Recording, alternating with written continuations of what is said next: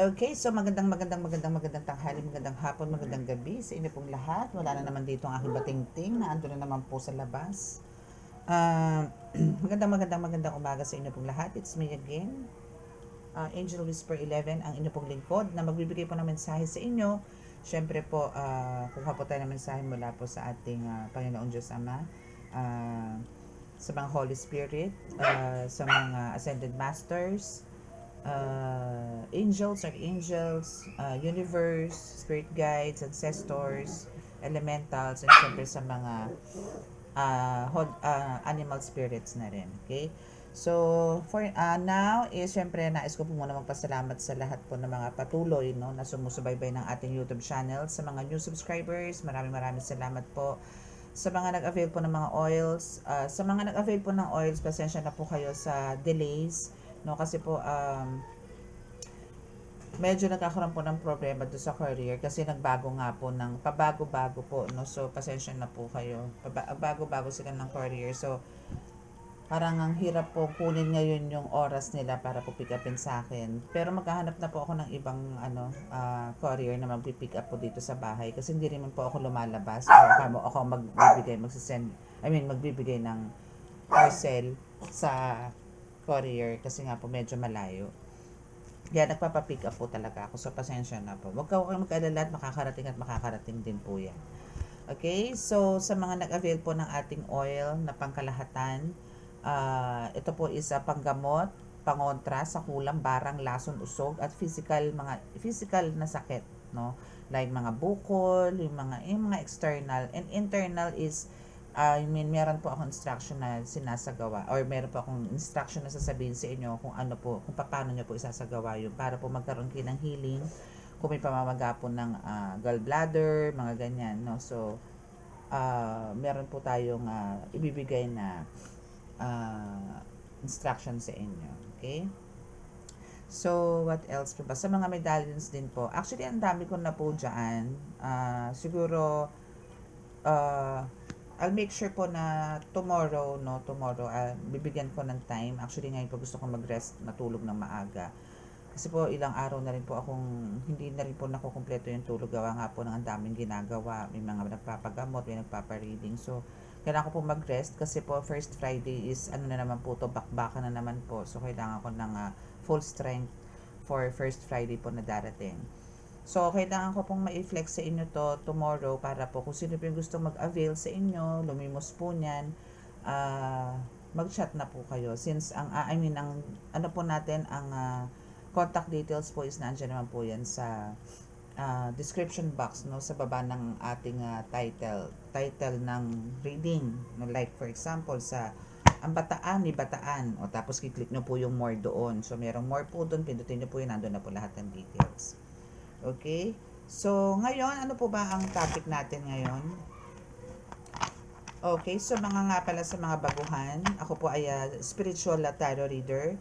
I'm a divine healer. At nagre-ritual po ako, pero ang ritual po na ginagawa ko po is more on pagbabaklas. Baklas po ng kulam at mga gayuma. Okay? So, kung sino po dyan parang may suspecha po no, na under spell work si partner.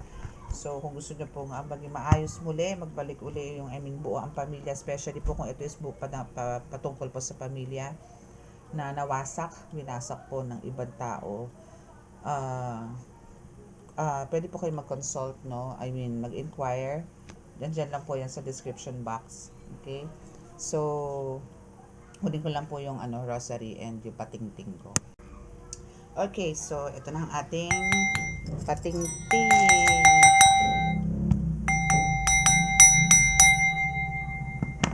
And the rosary. Okay, so let us pray muna. Ay, hindi nyo pa nakita yung pencil ko. After this kasi, actually, katapos ko nitong mag-reading, magla-live. Hoping, no? Magkaroon pa ako ng time para sa live. Ano oras na ba? 9:30. Panginoong Diyos sa masalangit, mahal na Kristo, mahal na Birheng Maria, mahal na Santo Niño, pakibasbasan po rin, napakalala ko sa kapangyarihan, bandal na dugo, bandal na ngala, bandal na espiritu, ang mga cards na ito, para po makapagbigay ako ng mensahe sa akin po tagapanood na sa ganun po magkaroon sila ng kaliwanagan at masagot ko po ang kanilang mga katanungan. Ako po yung nananalangin na kami inyong patuloy na bigyan ng kaligtasan, ilayo po sa anumang kapahamakan, disgrasya sa kuna, at ano po klase ng karamdaman at tukso, at bigyan po ng kagalingan lahat po ng may karamdaman. Maraming salamat po. Amen.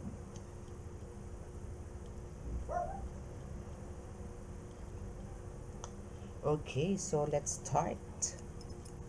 Let's do it. So okay. So ano ba ang topic natin for today?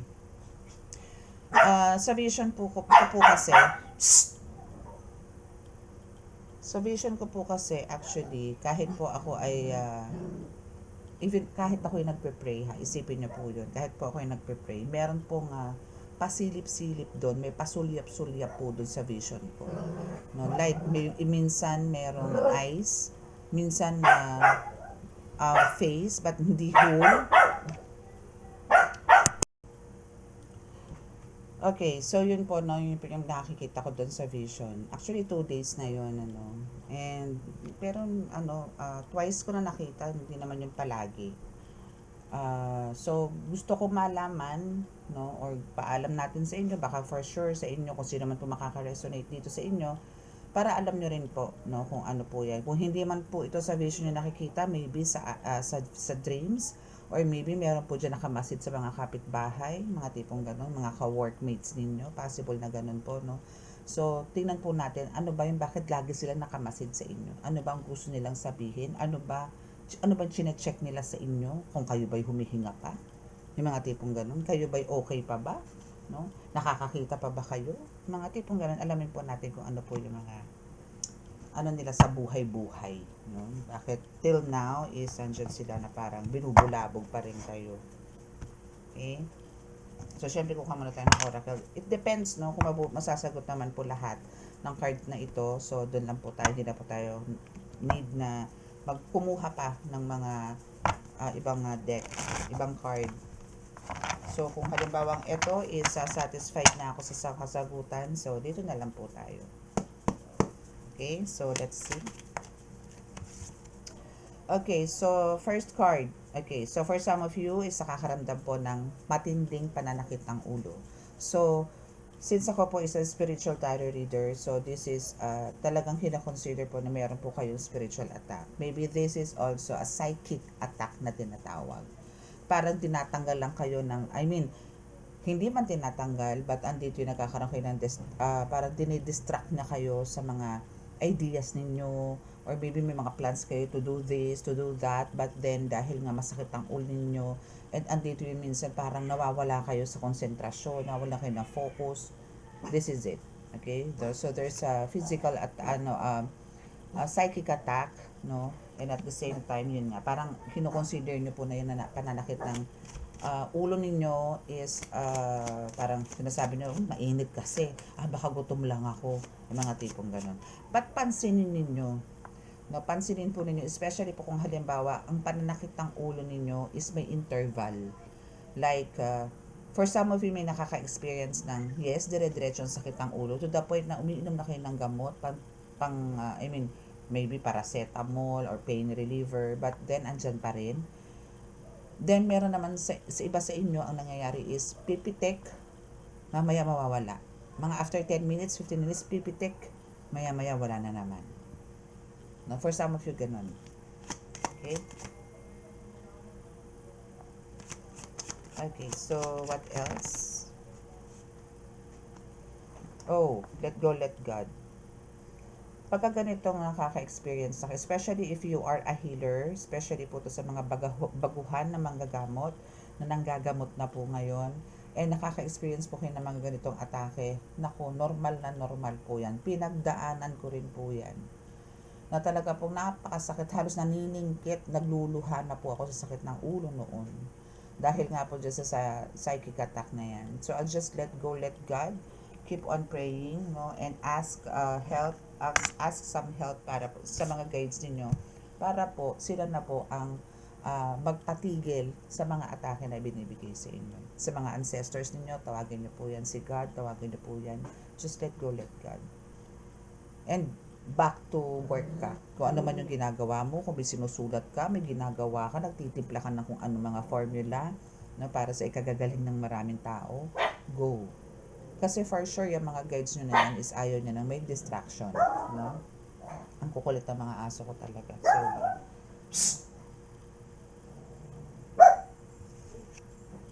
Okay, so yes, we have this umikot na ang mundo. So meaning umikot na ang mundo. Andito ka na sa point na parang maybe yes, baguhan ka na healer dito. But andito yung kahit na mabilis, kahit na ikaw is baguhan, pero yung transformation mo, napakabilis. Na tipong hindi mo pa to dapat, wala ka pa sa ganitong level, pero nandito ka na. Na tipong dapat naghihilot ka lang, dapat ano ba, dapat tipong nagmamassage ka lang, ganon, no? Pero iba na. Dapat mga pampilay-pilay ka lang, mga pang-usog, mga gano'n. Pero alam mo yun to the point na for some of you here is kayang-kaya nyo nang bumanat ng mga tao din ang umaatake sa mga ginagamot ninyo. Okay? Tao o spirito, yan. Ando ka na sa point na gano'n. Okay, so ito muna. Yes, focus ka sa visions mo. Kailangan talaga to. But, dahil nga dito sa pananakit ng ulo na meron ka ngayon, hindi ka makapag-focus sa visions mo. Ang focus mo ngayon, paano mawawala ang pananakit ng ulo mo. Again, sa mga ganyan is let go, let God. And keep yourself busy na parang mag-search, no? Paano mo ba maitataas yung level mo sa panggagamot. And again, tayo pong mga manggagamot, lahat po ng mga healers, no? Is dapat alam nyo rin po kung paano nyo gamutin ang sarili ninyo. Okay? So, we have the group. So, this is a group. Okay? So, hindi lang isang tao ang gumagawa sa'yo. Maybe magkakamag-anak to. Maybe isang grupo, isang team ang gumagawa sa'yo. But you know, again, let go, let God. Okay? Let go, let God. Ano nyo po yan? Isumbong nyo po sa Kanya, idulog nyo po sa Kanya para po itong mga guides ninyo, bulungan kayo kung ano po yung dapat nyo gawin. Kung ano po yung steps, ano po yung mga herbs, ano po yung mga candles, anong color na candles, no? Anong orasyon ang kailangan mong bigkasin. Let go, let God. No? And let your guide tell you everything na kailangan mo para maisagawa mo ang ritual to save yourself from them, from that psychic attack. Oh, yes, we have the Judgment. Yes, kasi pag alam mo na lahat, no, andyan na yun talagang humingi ka na ng tulong din, no, sa mga warriors, no, sa spiritual warriors na andyan ka, archangel warriors, angel warriors. No, pagka yan nagkaroon ka na ng connection sa kanila and naibigay na sa iyo yung mga details kung ano yung dapat mong gawin step by step, eto na mararanasan ng grupo. Hagupit, palo, mga ganon. Okay? So, we have the inumin here. For me, ano ba yung dapat mong inumin dyan? Yung mga devotion, no? Mga dasal, no? Mga ganyan. So, sa healers po kasi, hindi po natin po pwedeng parang, basta na lang po tayo magdadasal ng ganito. Dasal tayo ng Ama namin na pagin umrelo, wala hati sa Ama, ganyan, ganyan. No. Ang kailangan po, once na nag-pray kayo, especially kung may mga Latin prayers kayo, make sure po na meron kayong glass of water dyan, na idadasal nyo rin po doon, ibubugan nyo po doon, pa-cross. After nyo po dasalin ang inyong Latin prayers or Tagalog man yan, dasalin nyo po and ihip nyo po sa tubig ng pa-cross and ihip nyo po sa dibdib din ng pa-cross. So, inumin nyo po. Yun po yung right way ng pagpapakain na tinatawag sa mga dasal, sa mga manggagamot. Para po maging power ka, be. O, diba? Kaya ka magiging power. As in powerful. As in malakas, makapangyarihan. Pag ganito po ang sinagawa ninyo. Kung sakasakali po, no, magtatanong kayo, for some of you, halimbawa, ang dami nyo ng Latin prayers, no? Ang dami na siguro, mga pagpalagay natin kahit 10. No? Tapos isang baso lang. Pag-isahin nyo na po yun. Sa isang baso, every time po na magdadasal kayo, bugan nyo doon, ihip across, proceed kasi isang dasal uli, buga uli, cross uli, dasal uli, ganun lang po. Pero make sure po na every time din na matatapos kayo, pagkatapos nyo po sa tubig, dibdib din po. Para pumasok po talaga no, sa soul ninyo, sa spirit ninyo, yung dasal na kinakarga ninyo. Okay? Espada, see? Iyan yung mangyayari, no? So yan yung mangyayari na talagang judgment, or parang eto yung magbibigay ng hustisya dun sa pinagagawa sa iyo.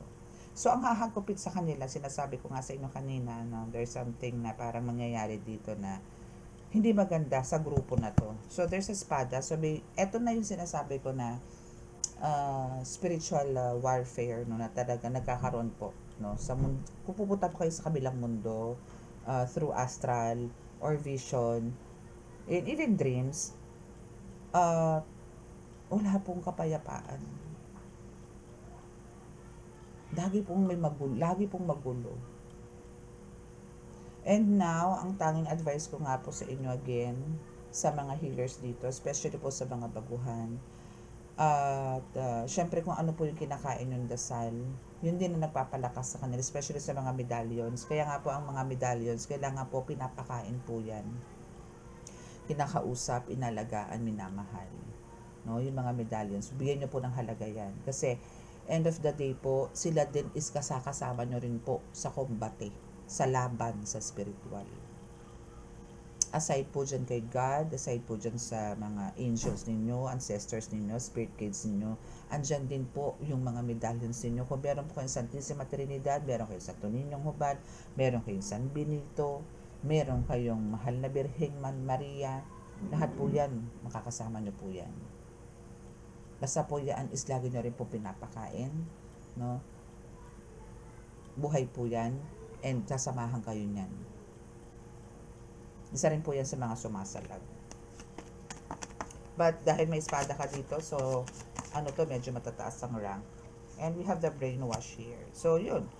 Yes, no? For some of you, parang nakaka-experience din ng parang dahil nga dito sa masakit, no, ang ulo mo na matindi. So there's also a brainwash here na nangyayari sa'yo na parang since nandito ka, nag-start ka palang manggamot, and yes, and yet meron ka ng mga parang experiences na parang gusto mo nang, I mean, yung nangyayari na scenario na na-encounter mo is andito yung parang gusto mong sukuan, na parang gusto mong mag-change ng career, no, change of plan, mga ganyan, na parang hindi ko yata kaya to. Parang magtatrabaho na lang ako, maglalabandera na lang ako, magkakarpentero na lang ako, pasok na lang ulit ako sa opisina, pasok na ulit ako sa restaurant.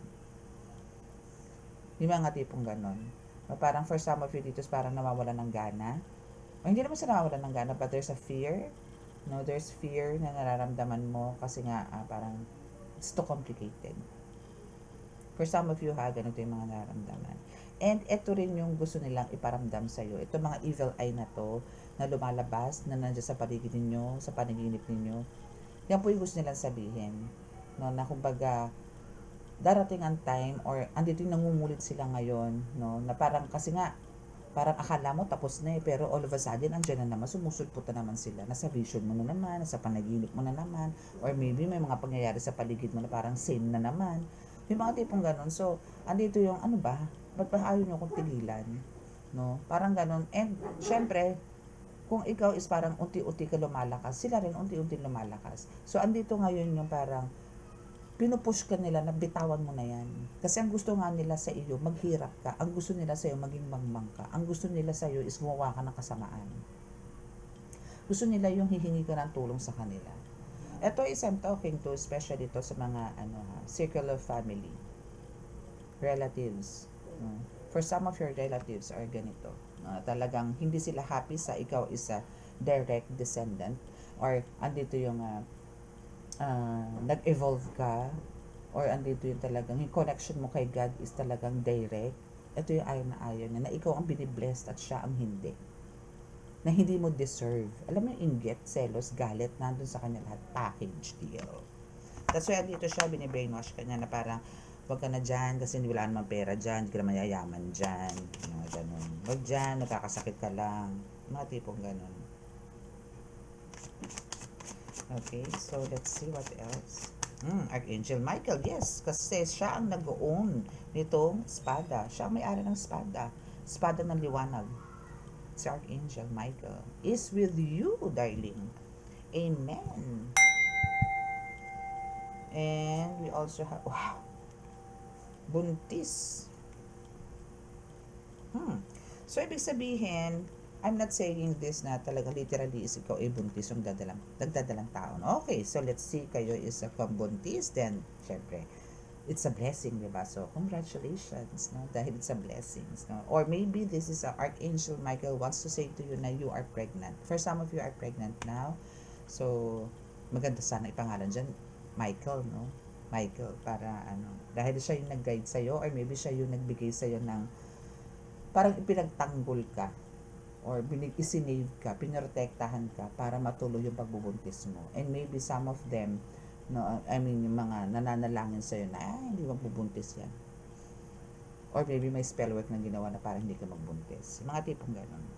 But, on the other side, spiritual issue or usapin, no, is andito yung, you are buntis in a way na, ito na yung fruits of labor, no, na parang andito yung antayin mo lang kasi. Again, sa buhay naman po na tao, hindi po talaga araw-araw, again, no, Pasko. Talaga may downfalls pa rin, ups and downs pa rin po tayo. Kahit po tayo gumagawa talaga ng more kabutihan, more generous tayo sa maraming tao, still, hindi po tayo ligtas sa mga pagsubok pa rin po na darating. Meron pa rin po. Pero again, yung mga pagsubok naman po na dumadating sa atin is yun po yung ikakalakas pa po natin sa mga darating pa po na pagsubok, no, na darating po sa atin. Malalagpasan po natin yan. And again, hindi naman po tayo bibigyan ng Panginoon ng hindi natin kaya, alam niyo yun, solusyonan. Okay? Okay, so last 3 cards.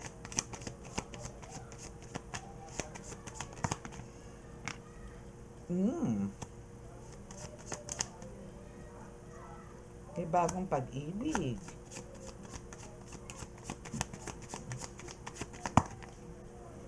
Walang respeto and dalawang card yan. Walang respeto and may duwending puti. So, kuha tayo ng message from duwending puti. Okay, so meron bagong pag-ibig na sinasabi. And maybe this is a message from your duwending puti na may darating na bagong pag-ibig, or maybe this is, kung hindi man to person na darating sa'yo, maybe yung panahon nyo ngayon, I mean yung relasyon nyo ngayon is parang, pwede mo i-consider na parang nag-uumpisa pa lang kayo. Like noon na nagliligawan, or naging parang 2 weeks pa lang kayo mag-una, puro sweetness, puro ganon. So, nandun kayo sa period na yun. Or, pwedeng may dumating po na bagong pag-ibig sa inyo, or maybe merong makikipagkilala sa inyo, may manliligaw sa inyo, o mga tipong ganun po. But, ang hindi lang nga lang po maganda rito is for some is nakaka-experience po ng pulikat. And, etong umaatake naman sa'yo talaga, no, is the big parang clue or parang malalaman mo kung sino to. Ito yung talagang never kang binigyan ng respeto sa buhay. I mean, sa araw-araw na nagkikita kayo, or sa araw-araw na parang may chances naman na pwede ka nang i-approach, but hindi. No? So, ito yung mga parang nananalangin. So, this is a curse actually. Curse, spell words, is almost the same. Yun nga lang, etong taong to is talagang, yung inggit sa nito is talagang to the highest level din. Na talagang hindi kanya tinantanan, na parang ano ito, sige ang panalangin niya para magkasakit ka, sige ang panalangin niya para maghirap ka. No? But you know, Archangel Michael is hindi na yan papayagan. Okay? Hindi niya papayagan yan, and talagang gagawa ng paraan para ikaw ipagtanggol, and especially itong si Duwending Puti. Okay? Si Duwending Puti is to the rescue rin sa'yo, and siya yung haharap para bigyan ka ng respeto na itong taong to. Amen? So, antayin niyo po yan. Okay? So, pwede ba akong makahingi sa'yo ng message, Duwending Puti, kung ano po yung dapat nating ipaalam sa ating mga tagapanood? Thank you. Kuha po tayo dito ng 3 cards para po sa mensahe ni Duwending Puti. Okay. So, for some of you is nakaka-experience ng barang. Maybe for some of you is meron pong mga skin rashes ngayon. Or maybe meron po sa inyo na parang, hindi nyo naman po nakikita, no? Pero parang may mga gumagapang dyan. Mga gano'n. Pagka tinignan mo naman, or maybe hinuhuli mo nga, baka meron. pero wala. Meron parang may umiikot sa tiyan mo, possible. Yung mga ganyan. Basta meron po kayo parang nararamdaman mga anlilikot sa mga balat ninyo, sa loob ng katawan ninyo. And alam mo sa sarili mo may spiritual attack ka. Hindi po siya basta-basta kasi sabi ng Duwende Puti, this is barang. So, meron po insekto sa katawan nyo. So, pagka mga ganyan po, kailangan agapan nyo po yan. Huwag nyo na pong palakihin sa katawan ninyo yung mga insekto na yan. Okay? And we have the Santo Niñong Hubad. So, maybe, ang kailangan nyo pong gawin ngayon is, kung kayo po is namamanata, kay Santo Niño, punta po kayo sa simbahan and ask for help, nabigyan po kayo ng tamang tao na makakatulong sa inyo para mapagamot kung ano man po ang meron kayo spiritually. But Santo Niñong Hubad is also guiding you.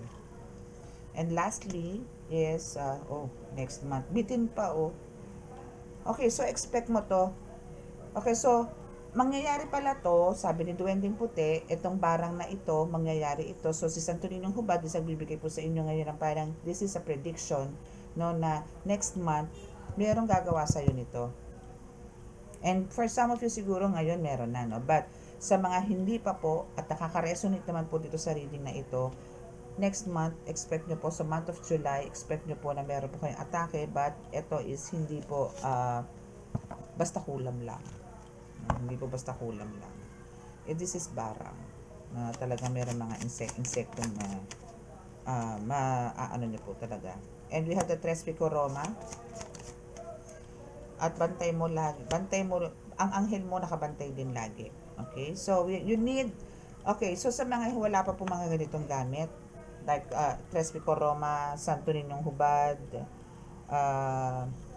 Archangel Michael. So, itong tatlong to, may kanya-kanya silang role. As you can see, sinabi kanina, Archangel Michael, siya yung magbibigay sa'yo ng parang, kasi Archangel Michael is the leader, di ba, sa mga arkanghel. So, may 7 archangels po tayo, and hindi lang, kasi lang po yung nakilala natin. Pero marami po yan. So, si Archangel Michael, once na nag-utos po yan para sagupain itong grupo na ito na gumagambala sa'yo, tigok yan. Kasi nga po may espada dito. And there's a judgment day na darating, or ngayon, maybe ngayon, talagang sinasagawa na yung judgment day na yan. So, ang kailangan nyo po rito ay Santo Niñong Hubad, Tres Pico Roma, and Archangel Michael na medallions. Yan, yung mga ganyan. Okay? Kasi ito si Tres Pico Roma is napakagaling po rin itong pangdepensa. Ito po yung may 3 persona. Okay? So, ito po is, etong mga ito, lahat po to may mga dasal po to. But kung sa akin naman kayo maglilimos ng ganito, is po to, busog na po to ng orasyon ko. Kaya alam naman po yan lahat ng kumuha na po sa akin na tanging ang binibigay ko na lang po, especially kung for protection po. Ang tanging pong binibigay ko na dasal dito is yung 4. 4 na dasal para po mag-lock, and dito rin po yung gumana pa rin yung orasyon na nandoon na nilagay ko po sa mga medallions. So, kung gusto nyo po niyan at gusto nyo pong magpa-heal, kung meron naman po kayo malapit dyan, then pumunta na po kayo. At kung gusto nyo rin pong magpa-heal sa akin, pwede pong online, pwede rin pong walk-in. Okay? So, hoping po itong reading na ito is nakatulong po sa inyo bilang pagbibigay babala at gabay na rin po sa araw na ito, nang sa ganun po is prepared po kayo.